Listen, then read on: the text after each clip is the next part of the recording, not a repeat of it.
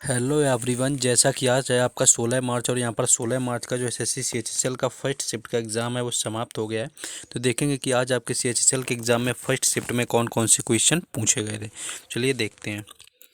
पहला क्वेश्चन जो आज आपका 16 मार्च का फर्स्ट शिफ्ट में आया हुआ था कि डूरंड कप 2022 का उप विजेता कौन है। तो डूरंड कप की बात करें तो ये एक आपका फुटबॉल से संबंधित यहाँ पर ट्रॉफी है, जैसे कि आपका संतोष ट्रॉफी होता है।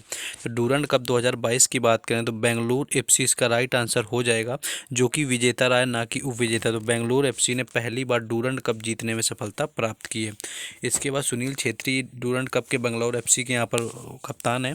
और उप विजेता पूछा गया था तो मुंबई सिटी यहाँ पर राइट आंसर हो जाएगा, यानी कि जो डूरंड कप 2022 था उसका विजेता यहाँ पर बेंगलुरु एफसी रहा है और उप विजेता पूछा गया था जो कि मुंबई रहा हुआ है। और ये पहली बार हुआ है जब बेंगलुरु ने डूरंड कप जीता हुआ था। इसके कप्तान की बात करें तो सुनील छेत्री इसके कप्तान रहे हुए हैं। नेक्स्ट आगे देखें क्वेश्चन। इसी तरह संतोष ट्रॉफी भी जो होती है आपके फुटबॉल से संबंधित ट्रॉफी होती है, जिसका विजेता इस बार का 2022 में केरल रहा हुआ है।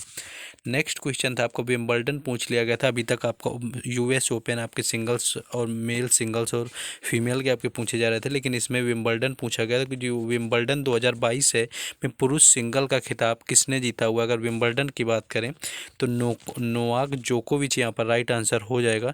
इन्होंने विंबलडन 2022 के पुरुष सिंगल्स का खिताब जीत लिया। तो नोवाक जोकोविच यहाँ पर राइट आंसर था, जो कि विंबलडन 2022 के पुरुष सिंगल्स का खिताब जीत चुके हैं। रविवार को ये लंदन में हुआ था।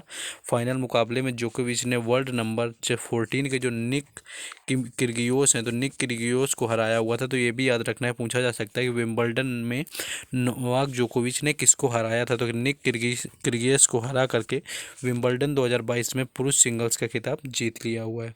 दोनों खिलाड़ियों के बीच ये आपका मुकाबला चला हुआ था। नेक्स्ट क्वेश्चन है यहाँ पर कि पश्चिमी घाट की ओर बहने वाली नदी कौन सी है। इनमें से कौन सी नदी पश्चिमी घाट से निकलती है। कुछ इस तरह के आपके पश्चिमी घाट से संबंधित नदी से रिलेटेड पूछा गया था।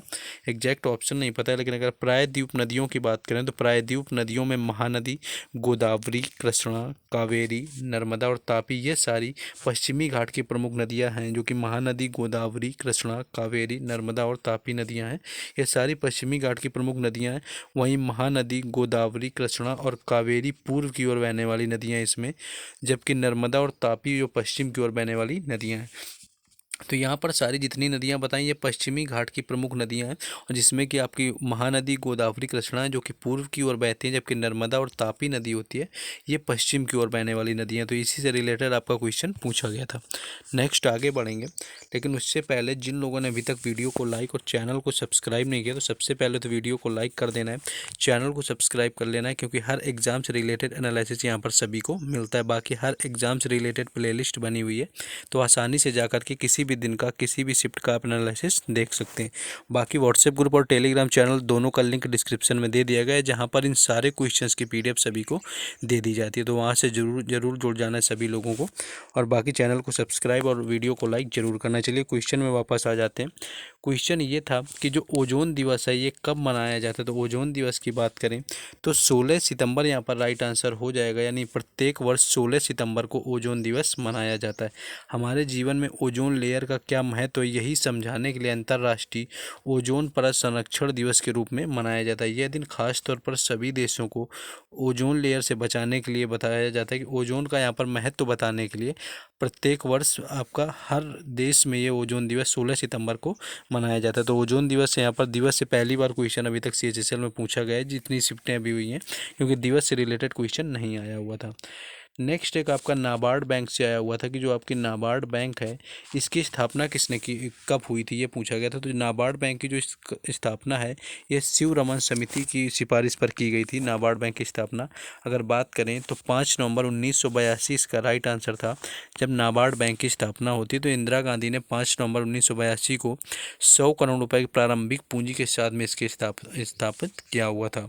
और अगर इसकी बात करें कुल पूंजी 31 मार्च 2022 तक कितनी थी, तो आपकी 17,000 यहाँ पर करोड़ रुपए थी और करने के लिए की गई थी। ये आपके जो ग्रामीण है, ग्रामीण क्षेत्रों में कृषि और आर्थिक गतिविधियों से संबंधित नीति नियोजन और संचालन के लिए जिम्मेदार होती है। कुल मिला के ये है कि इसका जो मतलब होता है पूरी तरह से आपका ये कृषि से संबंधित बाकी सारी जो योजनाएं होती हैं वो लॉन्च करती है बैंक। बाकी इसके मुख्यालय की बात करें तो ये मुंबई में स्थित है, जो कि महाराष्ट्र राष्ट्र में है।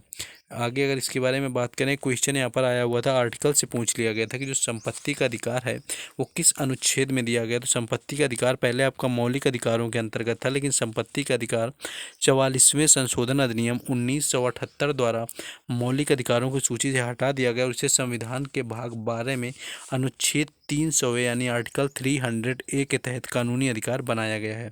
तो पहले ये मौलिक अधिकार के अंतर्गत आता था, अनुच्छेद 31 यानी कि आर्टिकल 31 में रखा गया था, संपत्ति का अधिकार मूल अधिकार था, लेकिन 44वें संविधान संशोधन में इसे कानूनी अधिकार बना दिया गया, जो कि संविधान के भाग 12 में अनुच्छेद 300A के तहत रख दिया गया। तो आर्टिकल 300A राइट आंसर हो जाएगा, जो कि संपत्ति से संबंधित अधिकार से संबंधित है।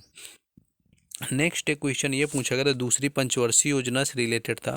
तो दूसरी पंचवर्षीय योजना की बात करें तो इसकी जो शुरुआत थी उसका कार्यकाल था 1956 से लेकर के 1961 से चला हुआ था। और दूसरी पंचवर्षीय योजना सार्वजनिक क्षेत्र के विकास और तेजी से औद्योगिकीकरण पर केंद्रित थी। जिस तरह की पहली पंचवर्षीय योजना जो थी वो औद्योगिकीकरण ना होकर के वो कृषि पर आधारित यानी प्राथमिक क्षेत्र पर आधारित थी, और दूसरी औद्योगिक क्षेत्र यानी कि द्वितीयक क्षेत्र पर आधारित थी। योजना ने 1953 में भारतीय सांख्यिकीवाद प्रशांत चंद्र महालनोबिस द्वारा विकसित किया गया था, क्योंकि जो दूसरी पंचवर्षीय योजना थी ये महालनोबिस मॉडल पर आधारित थी।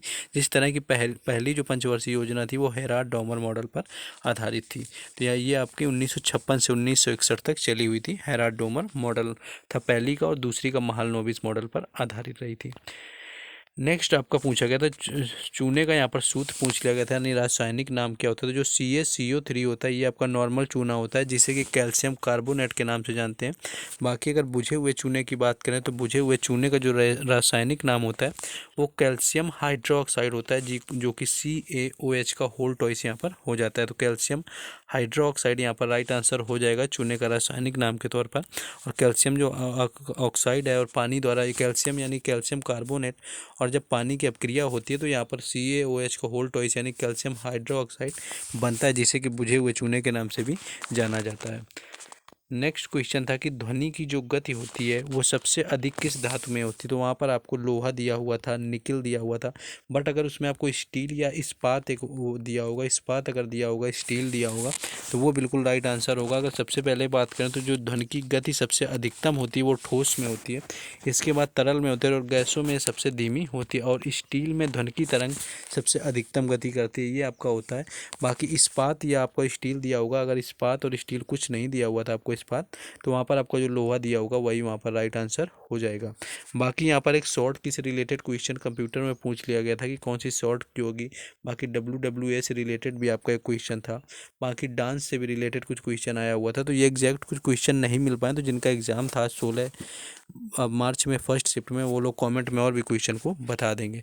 बाकी अगर अभी तक वीडियो को लाइक और चैनल को सब्सक्राइब ना किया हो तो कर दें। बाकी व्हाट्सएप ग्रुप और टेलीग्राम चैनल दोनों का लिंक डिस्क्रिप्शन में, वहाँ से सभी लोग को ऐड हो जाना है।